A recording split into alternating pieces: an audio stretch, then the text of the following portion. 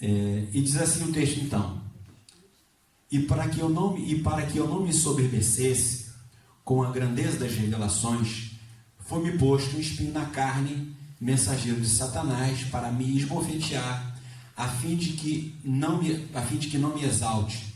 Por causa disto, 3 vezes pedi ao Senhor que afastasse de mim. Então ele me disse: a minha graça te basta, porque o meu poder se aperfeiçoa na fraqueza. De boa vontade, pois mais me gloriarei nas fraquezas, para que sobre mim repouse ou habite comigo o poder de Cristo. Pelo que sinto prazer nas fraquezas, nas injúrias, nas necessidades, nas perseguições, nas angústias, por amor de Cristo, porque quando eu sou fraco, então é que eu sou forte. Vamos orar um pouquinho mais? Jesus, a gente quer pedir para você nos abençoar nessa tarde, já chegando à noite, e que a tua palavra, que essa palavra que a gente acabou de ler, ela possa trazer sentido para a nossa vida. A gente pede que você nos ajude a entender essa palavra, que essa palavra possa servir de profecia para o nosso coração, porque a gente muitas vezes está passando por dor e por sofrimento, por dificuldade, por angústias, das quais a gente não sabe por que elas muitas vezes nos acometem. Mas a gente está aqui hoje porque a gente acredita de verdade que você quer trazer algumas explicações para a gente.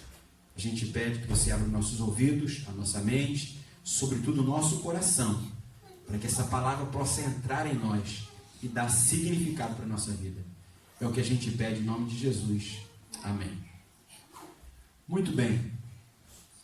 Esse texto que a gente leu fala de uma experiência que o apóstolo Paulo viveu. Ele fala que Deus colocou um espinho na carne dele, né? E algo que o fazia sentir dores, sofrimento, angústia. A Bíblia, na verdade, o texto não fala que espinho era esse. Ele fala que era um espinho que atingia a vida dele de uma maneira muito forte, que trazia para ele algum tipo de sofrimento. Ele diz no começo desse texto que ele lutou para tentar se livrar disso, né? Ele diz por 3 vezes, né, dando a ideia de uma persistência, por 3 vezes roguei ao Senhor para que parasse, tirasse de mim. E aí ele usa uma expressão aqui, dizendo um mensageiro de Satanás. Essa expressão aqui, ela tem uma correlação com a experiência que Jó viveu, né? A Bíblia vai dizer que quando Jó passa por aquele momento de sofrimento, né, o pano de fundo diz que quem estava por trás daquilo era o diabo, né? Ou seja, Deus permite que Satanás toque na vida de Jó, para que Deus, através dessa experiência, mostrasse para todos nós a fidelidade de Jó, como Jó era um homem fiel a Deus, e que Jó não servia apenas a Deus nos momentos em que tudo estava bem, mas que nos momentos de luta ele também era fiel a Deus. Então aqui Paulo repete a mesma expressão, ou a mesma ideia que está no livro de Jó. Então esbofeteando, como se essa ação vinha mesmo como se fosse uma ação do diabo, mas que era uma permissão de Deus na vida dele, né? E esse sofrimento tinha um motivo, tinha um objetivo, tinha um alvo, a fim de que eu não me exalte, a fim de que eu não me soberbeça, né? A fim de que eu não ache que eu sou mais do que eu sou, na verdade. Então, o sofrimento de Paulo tem um objetivo claro na vida dele. O que eu queria nessa noite falar com vocês é que o sofrimento faz parte da vida de todos nós. E, lamento dizer, vai fazer sempre. Algumas vezes mais intensamente, outras vezes não tanto. Mas até Jesus voltar, isso vai ser algo que a gente vai ter que conviver a vida inteira, né?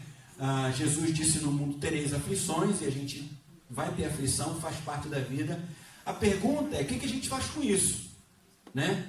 Tem gente que prefere se jogar debaixo de um trem, né? Não suporta o sofrimento e se suicida, né? A semana passada, recebeu um pedido de oração de um menino lá no Brasil de 10 anos, que se tentou se matar algumas vezes, 10 anos de idade, né? Então, as dores, os sofrimentos fazem muitas vezes com que a gente tome atitudes drásticas para a nossa vida. Então, hoje aqui, eu queria, a partir do texto, da experiência de Paulo, do sofrimento de Paulo, pegar algumas lições desse sofrimento dele e aplicar na nossa vida, porque a gente também tem sofrimento. Muitas vezes, não tão direto como o de Paulo, mas aqui algumas experiências, uma maneira como Paulo lidou com esse sofrimento, que vai ajudar a gente quando a gente estiver passando pelo sofrimento também. Bom, então, o tema de hoje, o assunto que eu quero tratar hoje é descobrindo os propósitos de Deus em meio ao sofrimento da vida.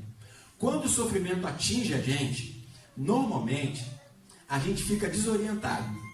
A gente fica tentando descobrir por que a gente está passando por aquilo, como é que a gente pode resolver aquele problema, qual solução a gente vai buscar para poder dar solução para aquilo, né?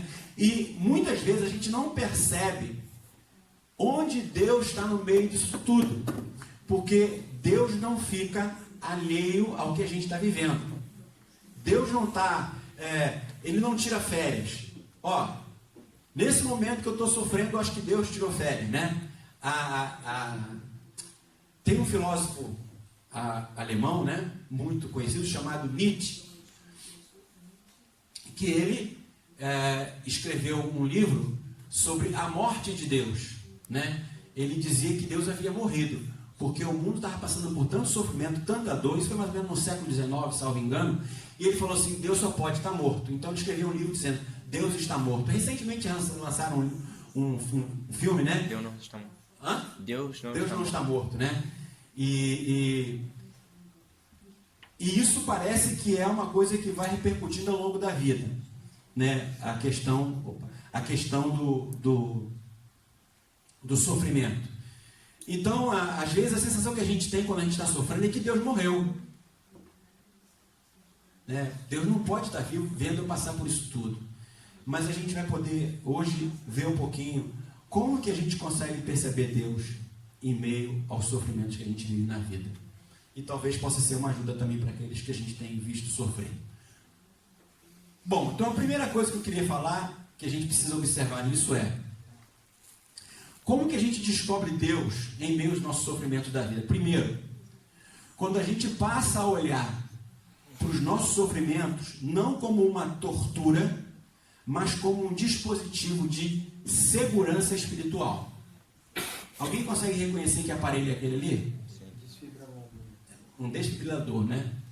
O desfibrilador é um aparelho que é usado na pessoa quando ela tem uma parada cardíaca, quando o coração dela para de bater. Aí o médico vai e pega aquele aparelho e dá um choque no sujeito, né? Pá, e dá um choque nele, dá aquela salavanco, e aí ele volta de novo, né? Às vezes volta, às vezes não volta. Mas, via de regra, quando alguém está apagado, ela precisa tomar um choque, né? E esse aparelho aqui, e dizem que esse negócio aqui dói, né? Se você tomar um choque disso aqui, se você estiver acordado, dói. Dormindo, né? Você não sei se você está desmaiado e tal, mas se você estiver acordado e alguém te der um choque disso aí, dói pra caramba. Mas esse aparelho aqui, embora ele cause dor, ele desperta, ele impede a gente de morrer, ele traz a gente para a vida. E o sofrimento, ele precisa ser visto por nós como um meio da gente despertar. Porque parece que algumas vezes na nossa vida, a gente só consegue acordar quando a gente está passando pelo sofrimento, pela dor. O sofrimento muitas vezes é esse mecanismo que Deus muitas vezes permite para a gente acordar. Mas olha o que diz aqui o Paulo em relação a isso aqui. Então o versículo 7 ele fala: então, e para que eu não me ensoberbecesse com a grandeza das revelações, foi-me posto um espinho na carne, um mensageiro de Satanás, para me esbofetear, a fim de que eu não me exalte. Então, o apóstolo Paulo está passando por um sofrimento. É importante vocês pensarem no seguinte: ele demorou um tempo para entender isso. Tanto é que a gente vai ver no verso posterior que ele pede para Deus tirar aquilo da vida dele. Pense em alguém que está, sei lá, com algum tipo de dor que não para, que está sempre ali, uma tendinite, ou uma doença crônica, alguma coisa que está fazendo com que aquela pessoa sofra. Então Paulo fez o que todo mundo faria, pede para Deus tirar. Mas chega um momento em que ele começa a perceber que a dor que ele estava passando era um meio que Deus estava usando, um sinal para manter ele firme na presença de Deus, para que ele não se exaltasse. Por que se exaltar? Paulo foi alguém que viveu algumas experiências com Deus muito profundas. Experiências que certamente nenhum de nós viveu e nem sei se a gente vai viver. Nenhum dos apóstolos que estiveram com Jesus viveram as coisas que ele viveu. A Bíblia fala que ele foi no terceiro céu e voltou. Ele viveu coisas que não dá nem para descrever. Pedro, quando fala das coisas que Paulo fala, ele fala assim, Paulo fala algumas coisas que às vezes é difícil de entender.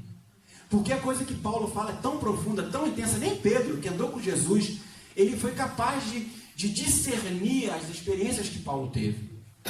E aí Paulo percebe que aquele negócio que esbofeteava ele, que era um espinho na carne dele, foi um mecanismo que Deus estava usando para manter ele na linha, para manter ele sóbrio espiritualmente.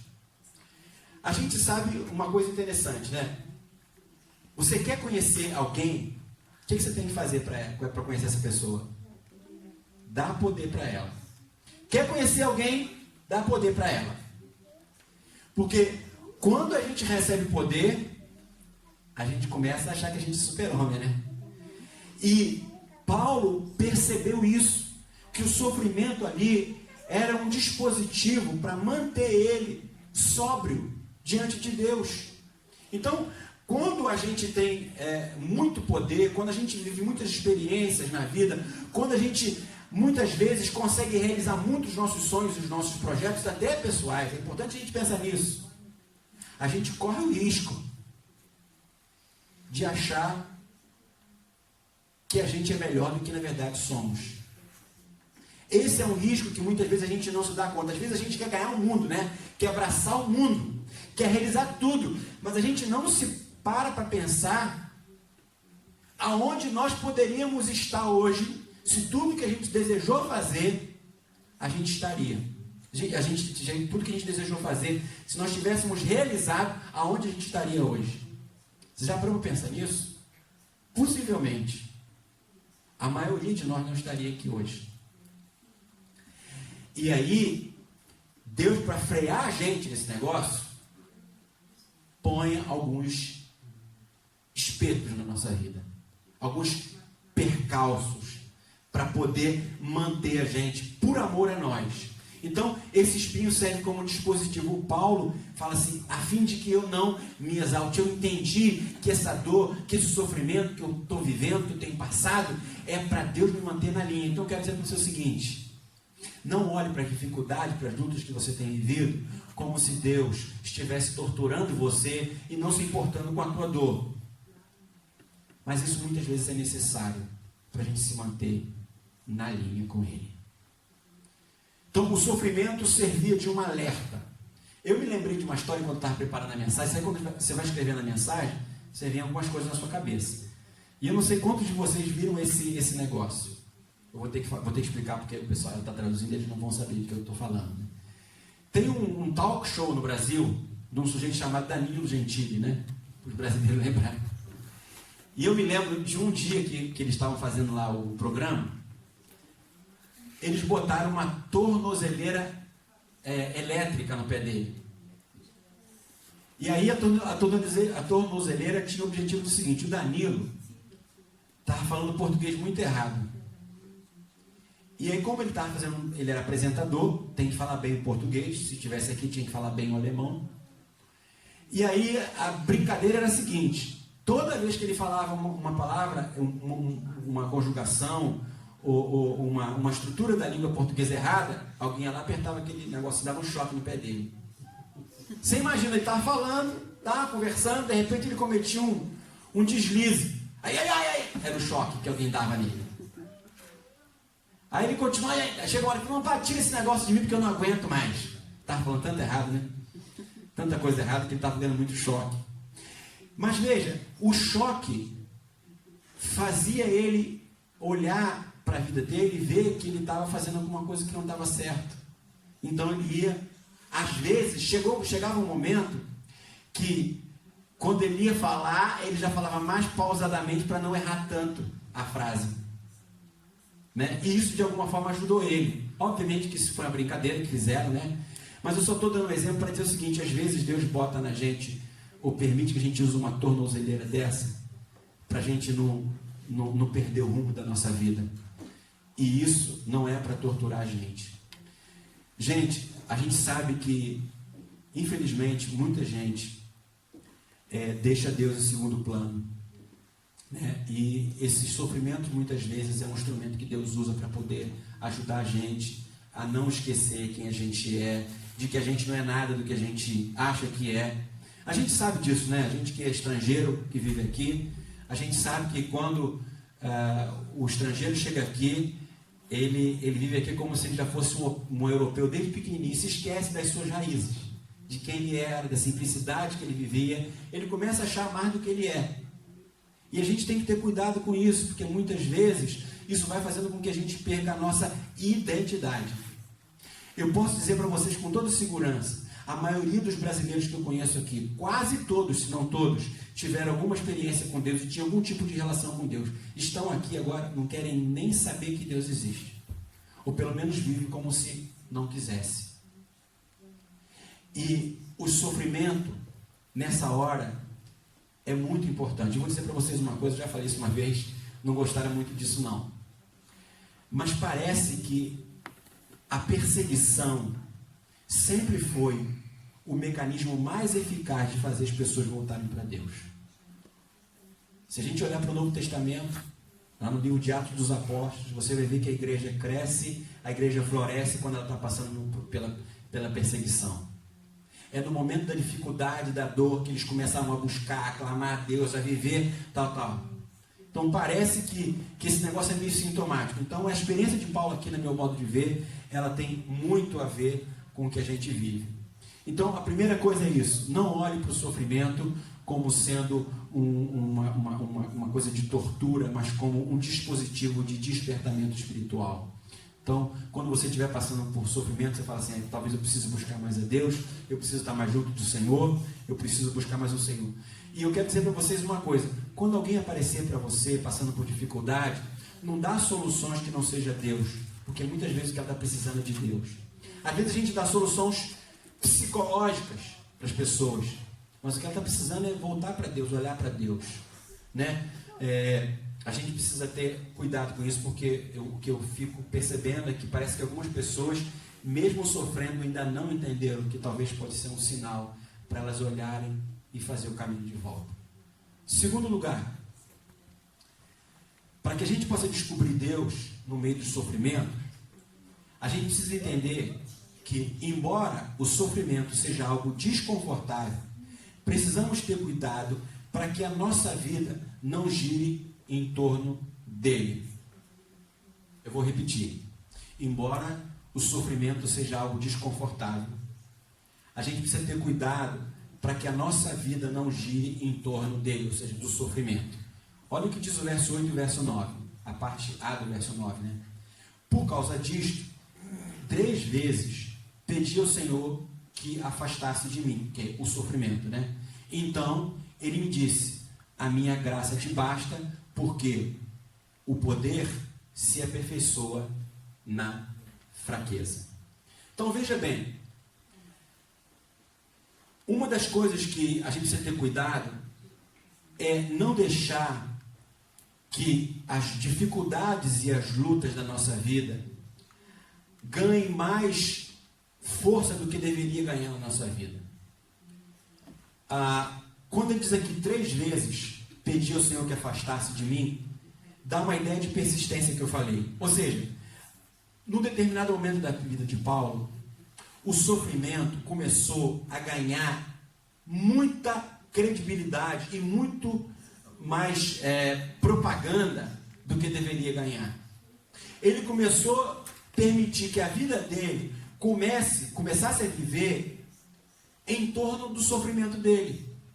E aquilo passou a ser uma luta incansável de querer se livrar daquele negócio. Ao invés dele olhar e ver as outras coisas que Deus estava fazendo na vida dele. Já repararam que normalmente a gente dá mais valor para as coisas negativas da nossa vida do que para as coisas positivas? Já repararam que muitas vezes as coisas boas que acontecem com a gente não lembra muito dela, mas quando as dificuldades vêm, a gente fortalece esse negócio? Então aqui, o apóstolo Paulo fala, eu por 3 vezes pedi para o Senhor afastar de mim. Isso começou a tomar conta de mim, que eu comecei a orar intensamente, clamando, pedindo para Deus, até que eu ouvi Deus dizer para mim, olha, não deixe que o sofrimento seja o centro da tua existência, porque a minha graça, o meu cuidado, deve ser mais importante para você do que qualquer coisa. Jesus está dizendo o seguinte, substitua o teu sofrimento pela minha graça. Ou seja, começa a olhar para as coisas boas que eu tenho feito na tua vida. A gente leu no começo aqui, quero trazer à memória o que me pode dar esperança. O que o profeta estava dizendo? Deus, olha só, eu preciso, diante dessa dificuldade que eu estou vivendo agora, ver alguma coisa para me dar um ânimo, porque eu não estou aguentando o que eu estou vivendo. Eu não suporto mais olhar para a direita e ver dor, olhar para a esquerda e ver sofrimento, olhar para frente e ver caos. Eu preciso encontrar esperança. Gente, essa é uma oração que a gente tem que fazer, e essa é uma atitude, porque não é só uma oração, é uma atitude de não deixar que o nosso sofrimento nos engula existencialmente. Às vezes parece que a gente permite que o sofrimento vai tomando conta do nosso coração de uma maneira tal que dá pela gente, a gente está desanimado. Já acordaram num dia e falaram assim, poxa, eu não estou bem. Parece que a nossa vida, poxa, eu não sei por que é, mas eu não estou sentindo bem. Já repararam que algumas vezes a gente acorda assim?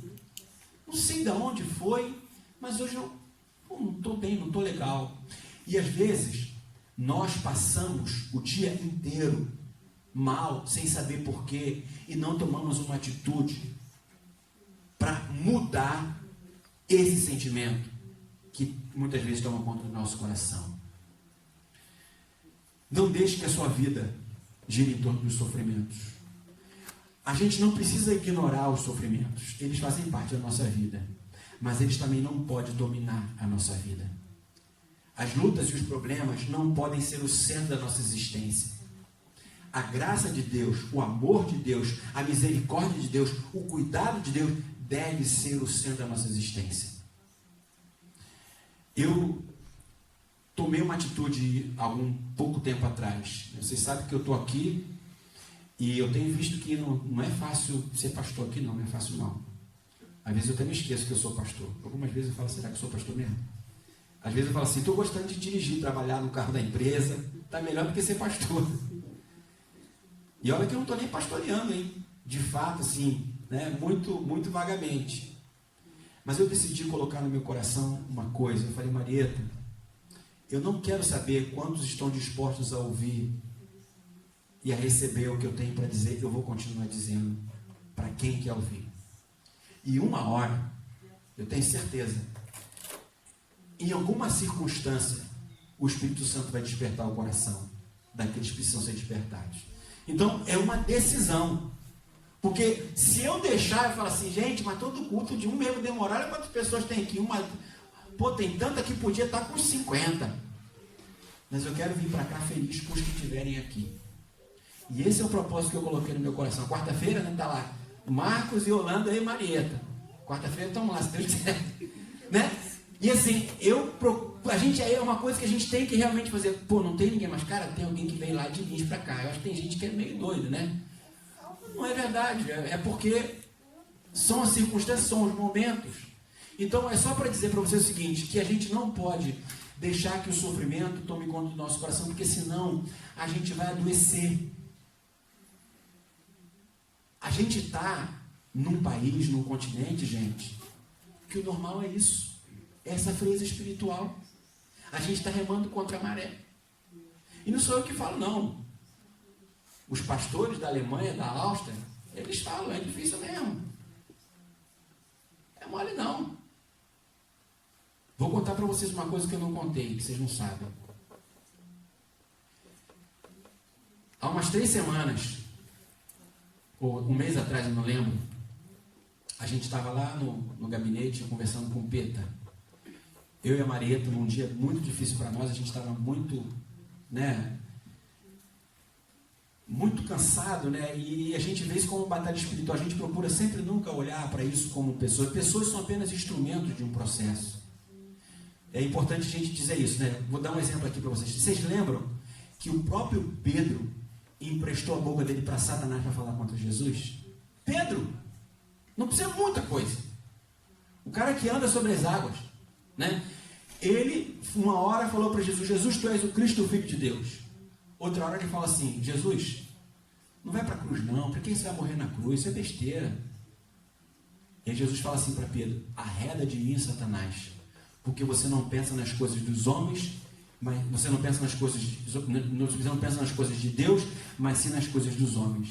Então, sem perceber, às vezes as pessoas são usadas pelo inimigo para poder atingir a nossa vida. E muitas vezes elas fazem isso sem saber que estão fazendo. E nesses dias eu estava muito mal, eu e a Marieta, e a gente foi conversar com o Pedro. A gente falou: Pedro, a gente está cansado, a gente não quer mais saber desse negócio de igreja, a gente está cansado. Tem mais ou menos um mês isso. E a gente está muito cansado, eu acho que é melhor a gente dar um tempo, a gente não está conseguindo fazer o que a gente veio fazer. E ele disse para a gente: não, negativo. Se vocês pararem, como é que vai ser? O que vocês estão enfrentando é o que a gente enfrenta aqui o tempo todo. Não desistam, fiquem firmes. O pouquinho que vocês fazem é muito, porque a gente não tem nada.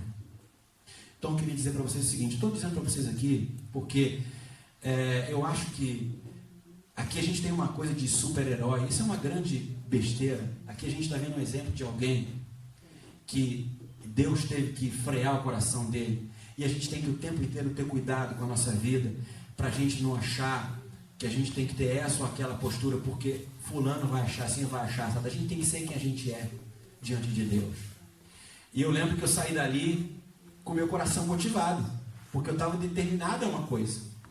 Mas eu fui convencido naquele momento por Deus. Falar assim: cara, tá difícil mesmo, não é só para você, é para todo mundo. Eu que já estou aqui há tantos anos. Ele falou: sou pastor há muitos anos aqui, também tenho dificuldade aqui pra caramba, toda hora.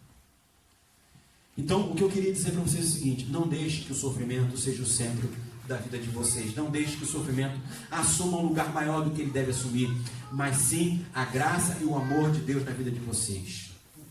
A pergunta é: qual é o maior sofrimento que você está vivendo hoje? O meu ainda é o alemão, entre outros.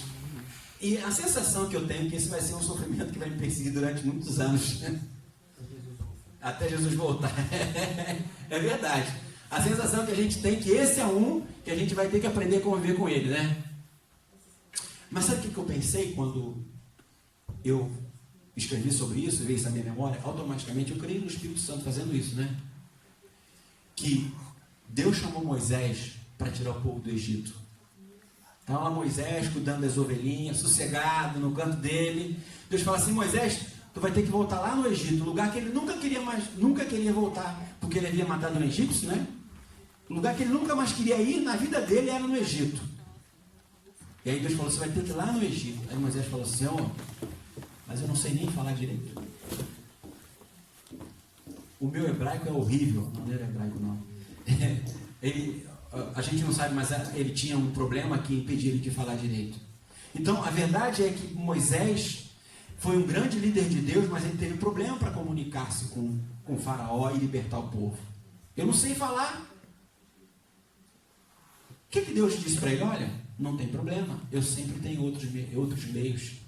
E aí a Bíblia diz que Deus diz para assim, mas Arão será a tua boca, o teu irmão mais velho vai ser a tua boca. Ele vai falar, o Arão vai falar no teu lugar. E Arão foi alguém que foi apenas a boca de Moisés. A autoridade era de Moisés, mas a boca era dele. Então, a gente precisa saber que Deus tem meios para a gente poder enfrentar as nossas dores, os nossos dramas. Então, não deixe, né, que o seu sofrimento seja maior do que a graça de Deus na sua vida. Porque, com certeza, Deus tem muito mais coisa para fazer na nossa vida. Não deixe a sua vida girar em torno disso. Para pensar um pouquinho. Se você tem algumas coisas que estão sempre na tua mente, no teu coração, procura olhar para isso de uma outra maneira. Porque o que o inimigo quer é isso, é que a nossa vida não ande, que a gente fique o tempo inteiro falando das mesmas coisas, reclamando das mesmas coisas, falando dos mesmos problemas, o tempo inteiro, sem se dar conta de que a gente não pode continuar assim. A gente tem que sair desse ciclo. Esse ciclo que vai consumir a nossa vida. A gente não pode se deixar levar por isso. Terceiro e último lugar. Até falei bastante, né? Para a gente poder perceber Deus no meio das nossas dores, das nossas dificuldades, do nosso sofrimento, a gente precisa aprender a olhar para os sofrimentos não como algo que nos enfraquece, mas sim como um fortalecimento.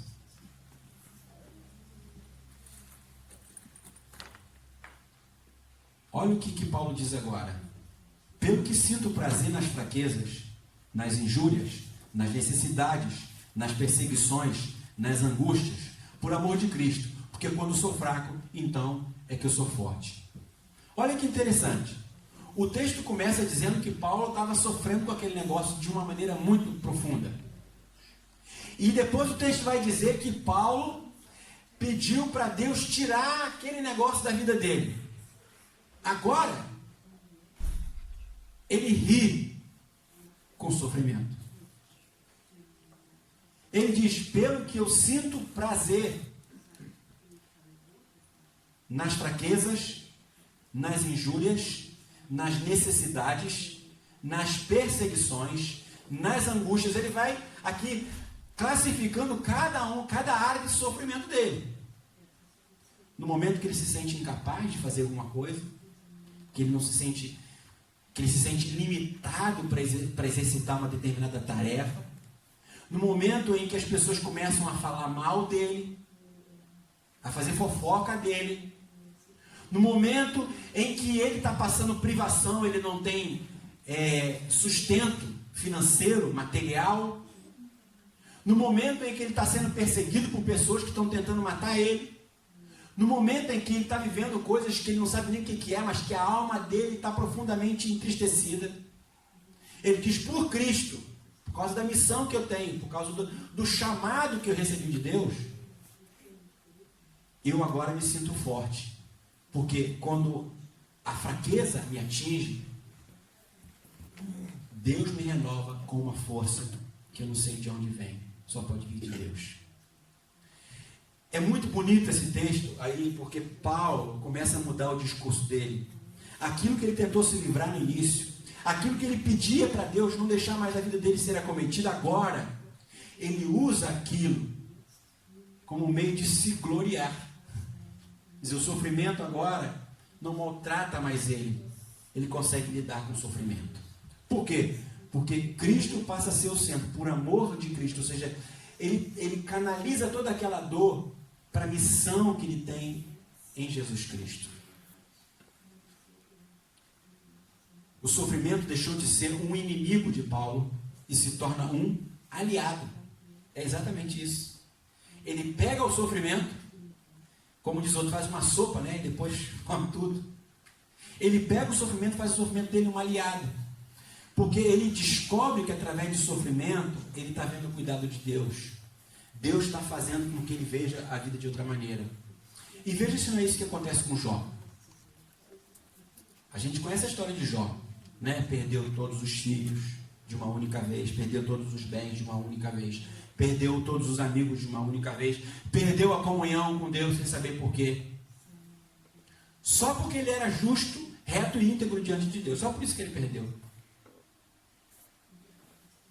Mas sabe o que ele diz depois do sofrimento? O seguinte: antes de passar por isso, eu só conhecia Deus de ouvir falar. Mas depois que eu passei por essa dor toda, eu vejo Deus.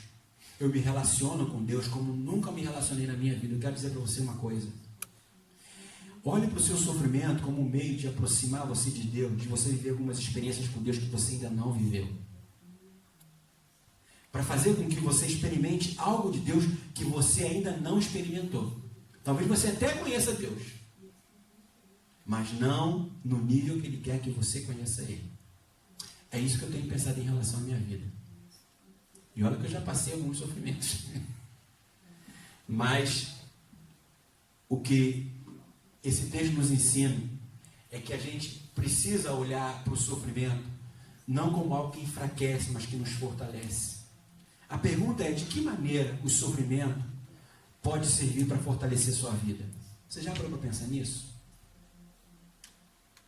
Vocês lembram quando Moisés fala para os 12 espias ir lá na terra de Canaã, olhar a terra?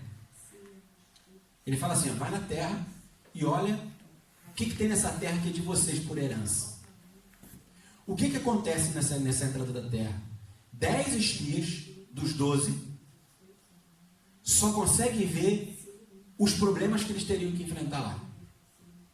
Eles entram na terra, eles só conseguem enxergar as dificuldades que eles teriam para poder tomar a terra. Mas sabe o que eles deveriam fazer? Aquilo que os dois fizeram. Os dois começaram a olhar para todos os benefícios que eles poderiam ter daquela terra. Era deles, era um presente. Sabe quando você ganha um carro? Você não tem carro, tu ganha um